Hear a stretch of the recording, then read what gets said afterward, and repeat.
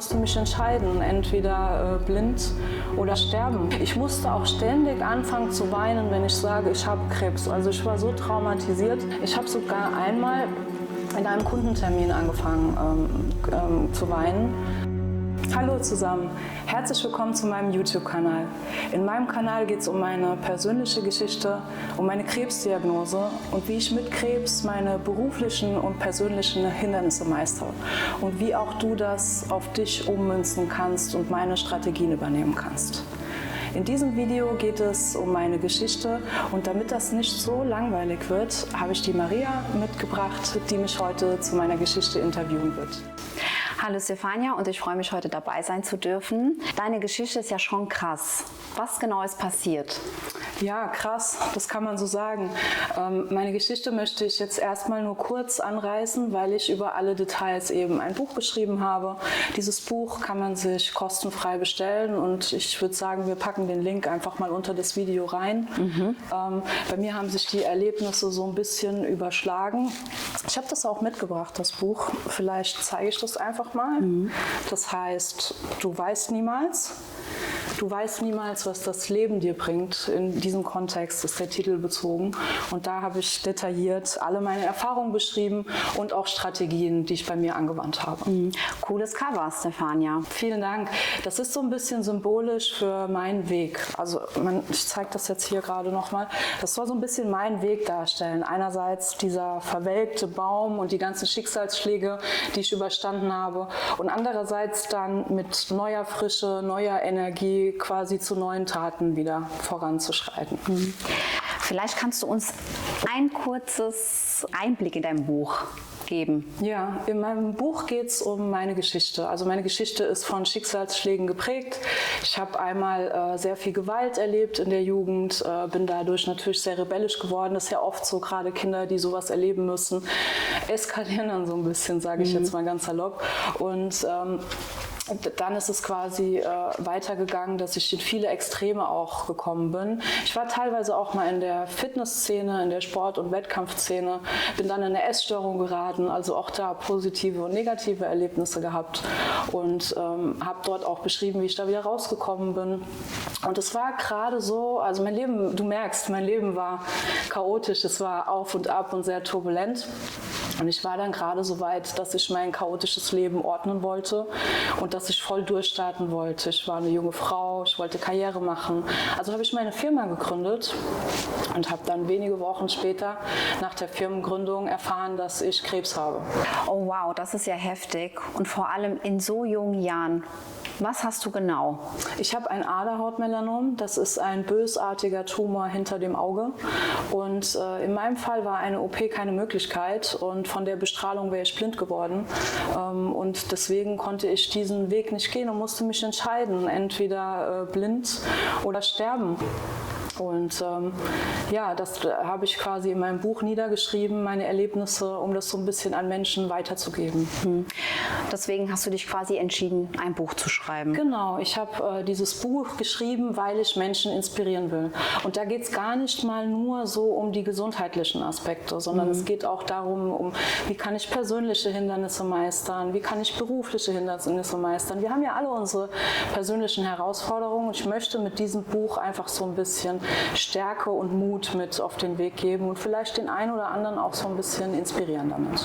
Das war auch oft sicherlich nicht einfach für dich. Ja, das war überhaupt nicht einfach. Also ich muss sagen, ich hatte mich ja gerade selbstständig gemacht. Es waren wenige Wochen vergangen und wenn man sich entscheidet, eine Firma zu gründen, muss man in der Regel sich voll fokussieren, muss sich auf diese Sache konzentrieren und dann kam die Krebsdiagnose. Also das war wirklich ganz, ganz schwierig. Ich habe auch niemandem davon erzählt. Der Alltag musste aber weitergehen, also mein beruflicher Alltag musste weitergehen und das war schwierig, das auch geheim zu halten dahingehend. Ich habe oft monatelang im Bett gelegen, also das war teilweise so, dass ich immer 5 Monate nicht aufstehen konnte. Ich hatte immer mal wieder Schmerzen und es ist auch diese Ungewissheit, die man hat. Ja, also ich war Anfang 30, ich weiß nicht, ob man das sich so gut vorstellen kann. Es war ja sowieso so chaotisch. Ich war Anfang 30, ich wollte jetzt mein Leben in den Griff kriegen und dann kommt diese Diagnose, die dir so den Boden unter den Füßen wegreißt. Und man hat einfach so eine Ungewissheit. du weißt einfach nicht mehr, ob du den nächsten Tag erlebst. Ja? Also diese Unbeschwertheit ist komplett weg. Das ist wie so eine schwarze Wolke, die du dann quasi über dir hast. Und das ist als junger Mensch natürlich prägend auch. Aber ich habe meinen Lebensmut wieder zurückerlangt und auch wie das möglich ist, habe ich so ein bisschen in dem Buch beschrieben.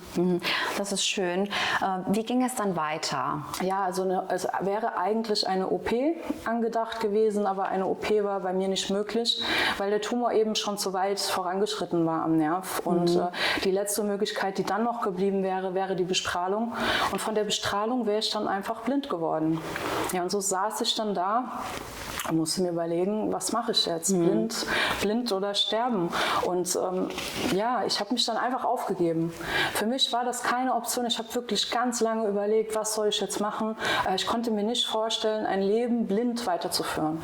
Und so habe ich mich quasi aufgegeben und habe mich entschieden, dass ich dann bald nicht mehr leben werde und habe einen Tag vorher den Termin abgesagt.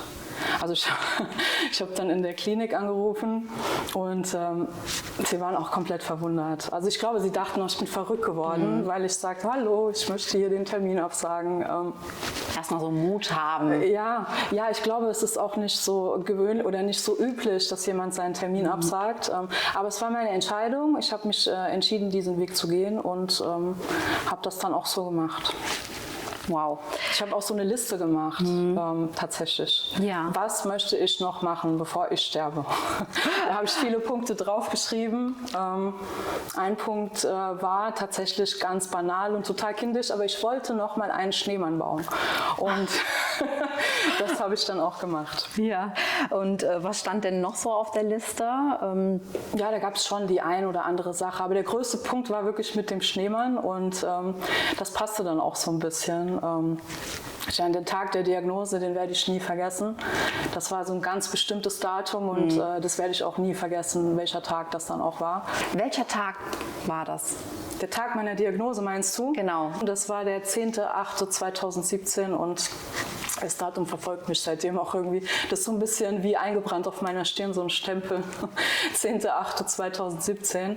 Und man hat mir dann wenige Monate zu leben noch gegeben, aber das ist jetzt 7 Jahre her und ja, hier sitze ich in voller Montur und bin immer noch am Leben. Das hört sich wirklich schrecklich an, wie in einem Film. Ja, es war auch so ein bisschen wie im Film, wie so ein Albtraum. Du wachst nicht auf. Du hast einmal diese Ungewissheit und natürlich Verunsicherung, weil dein Umfeld dir unendlich viele Tipps gibt. Das ist vielleicht gut gemeint, aber das verwirrt dich auch, weil du eben so viele Tipps bekommst, so viele unterschiedliche, dass du irgendwie gar nicht mehr weißt, wie du dich orientieren möchtest. Also ich habe meine Liste gemacht mit den Dingen, die ich noch machen möchte, wollte diese Liste abarbeiten und ich war dann quasi so weit, mich auf den Tod vorzubereiten und habe mich damit abgefunden, habe mich komplett verloren, habe auch den Lebensmut verloren und habe mich einfach damit abgefunden, dass ich bald sterben werde. Ja, umso schöner, dass du heute da bist. Man hört ja auch immer wieder, dass gerade Menschen in Extremsituationen kommen und auf einmal unerklärliche Kräfte aufkommen. Genau, und so war das auch bei mir. Also ich habe den Lebensmut verloren, ich konnte nicht mehr aufstehen, wochenlang. Ich musste auch ständig anfangen zu weinen, wenn ich sage, ich habe Krebs. Also ich war so traumatisiert. Egal, wo ich bei welchem Arzt ich anrufen musste und sagte, oh, ich habe Krebs, ich fing sofort an zu weinen. Konnte mich gar nicht halten. Ich habe sogar einmal in einem Kundentermin angefangen zu weinen. Der Kunde hat so ein bisschen gemerkt, dass ich neben der Spur war und ich habe dann mich auch irgendwie ein bisschen komisch oder verwirrt verhalten. Und er war so ein bisschen forsch und sagte zu mir, sagen Sie mal, was ist denn eigentlich mit Ihnen los heute? Und auch da ist das komplett aus mir rausgesprudelt. Ich konnte nur noch sagen, ja, es tut mir leid, ich habe Krebs und habe komplett angefangen zu weinen. Also mitten in meinem Kundentermin. Und mein Kunde war so überrumpelt und so perplex. Er hat mir dann auch Hilfe angeboten, hat sich dann auch entschuldigt für die Forschheit. Aber ich war wirklich komplett überfordert zu Beginn mit der Diagnose und komplett traumatisiert. Und ja, wie du schon sagst, in diesen Extremsituationen, ich weiß, ich kann das schwierig in Worte fassen, aber eines Tages bin ich aufgewacht und hatte so eine unendliche Stärke in mir und auch so eine Stimme, wie als wenn man mich so rüttelt und sagt, jetzt reiß dich mal zusammen, jetzt geht's los und jetzt wirst du einen anderen Weg gehen. Und plötzlich, das war so ein bisschen wie das Universum, was mit mir gesprochen hat, und plötzlich war meine Vision klar vor Augen und ich wusste, dass ich eben doch das Leben weiterführen möchte und habe meinen Lebensmut wieder zurückbekommen. Ja, das ist wirklich sehr beeindruckend, vor allem wenn man gar nicht weiß, wie lange man noch zu leben hat. Da muss man sich wirklich dann in dem Moment zusammenreißen, zumal es ist einfach gesagt jetzt in dem Falle als getan, aber bei dir ist es ja passiert. Also man sieht, dass du in dem Falle, also du wirkst sehr positiv. Ich frage mich, wie machst du das? Wo kommt diese Energie? Du stehst morgens auf, an was denkst du als erstes? Ja, ich habe einen Tagesablauf, da machen wir noch mal ein einzelnes Video dazu, was genau ich alles mache. Das habe ich aber auch in meinem Buch beschrieben, also da ist auch eine Liste drin, wenn das jemand möchte, kann er sich das gerne kostenfrei bestellen. Es ist mir ganz wichtig, dass das Buch viele Menschen erreicht, weil ich eben da meine Strategien auch an die Hand geben möchte, die man da nutzen kann. Und wie kann ich so positiv sein? Ich glaube, in jeder negativen Situation ist auch etwas Positives, und all das, was wir auf unseren Weg mitbekommen, das sind so ein bisschen Lektionen auch. Und ich versuche einfach immer die positiven Dinge zu sehen, und ich mache mir teilweise auch eine Liste. Oder ich spreche mir positiv zu. Affirmationen nennt man das. Das mache ich morgens in der Regel, wenn ich aufwache.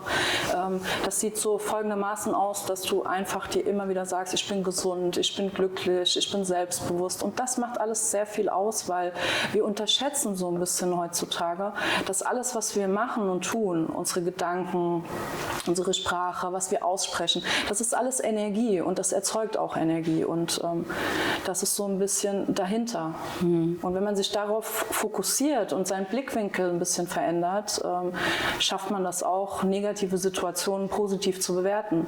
Ich habe ja auch viel gelernt auf diesem Weg. Also man hat mir damals gesagt, dass ich nach wenigen Monaten nicht mehr am Leben bin. Jetzt sind 7 Jahre vorbei. Mein Weg geht seit 7 Jahren. Ich bin immer noch da, und ich habe unfassbar viel gelernt. Ja, das ist toll, und das ist wirklich auch für uns alle beeindruckend, und ich glaube, man kann noch viel dazu lernen. Ja, und vor allen Dingen finde ich das auch interessant. Ich stelle mir immer wieder die Frage, warum sind wir heutzutage so ernst? Warum sehen wir alles sofort so negativ? Ja, also du kannst mir jetzt bestimmt 100 negative Dinge aufzählen, aber wie schwer fällt es dir, 5 positive aufzuzählen? Wo haben wir das verloren in diesem Erwachsenwerden? Und natürlich, gerade in beruflichen Aspekten ist es wichtig, ein gewisses Maß an Professionalität mitzubringen. Aber Humor und Lachen und Lebensfreude, das gehört überall mit dazu. Und das kannst du auch weiter behalten, wenn du zum Beispiel eine Krebserkrankung hast. Dieses gesundheitliche Schicksal. Und das möchte ich eben an die Menschen weitergeben. Nicht nur auf die Gesundheit bezogen, sondern auch auf berufliche Situationen, auf persönliche Hindernisse. Du kannst ja immer diese Lebensfreude auch mit implizieren. Ja, es gibt Studien beispielsweise, dass Manager, die mit Führungsmethoden, die teilweise auch ein bisschen Lebensfreude oder ein bisschen lustig mit Lachen sind, dass die auch ihre Mitarbeiter sehr viel länger an sich binden. Ja, ist also auch für den Beruf sehr interessant. Ja, wir sind gespannt auf deine Tipps und wie wir den Alltag verschönern können. Ja, und ich glaube, das ist auch gar nichts Besonderes, was ich mache, weil also meiner Ansicht nach hat jeder Mensch in sich so eine tief verwurzelte Stärke, und die muss er eben entdecken, die ist schon in uns vorhanden, von daher ist das nichts Besonderes. Das Einzige, was ich machen möchte, und das ist auch wirklich eine Herzensangelegenheit von mir, ist eben, dass ich zum Umdenken anregen möchte.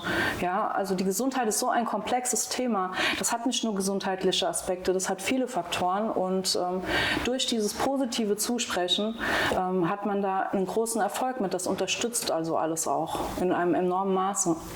Ja, und deswegen habe ich das Buch geschrieben, habe auch so eine Vision für die Zukunft von so einer Community, wo man sich unterstützt in beruflichen Situationen, in persönlichen Situationen, nicht nur gesundheitlich, man kann ja auch immer voneinander profitieren und das ist so ein bisschen meine langfristige Vision für die Zukunft. Und deswegen habe ich diese Geschichte auch veröffentlicht. Also ich muss ehrlich sagen, hätte mir das jemals mal früher gesagt, dass ich diese Geschichte veröffentlichen werde, ich hätte das nicht geglaubt, aber ich habe so einen inneren Ruf, das zu veröffentlichen, um eben Menschen damit zu erreichen und zu inspirieren. Vielen Dank, das war's für heute. Im nächsten Teil geht es um meine Diagnose, die Zeit danach und meinen wichtigsten Tipp. Und wenn ihr Schicksalsschläge habt, schreibt mir doch mal bitte gerne in die Kommentare, wie ihr damit vorgegangen seid und was ihr da empfehlen könnt. Und wenn ihr jemanden kennt, dem mein Buch interessiert oder der sich in einer schwierigen persönlichen oder beruflichen Lage befindet, dann bestellt ihm das gerne. Der kostenfreie Link ist unten in der Bio.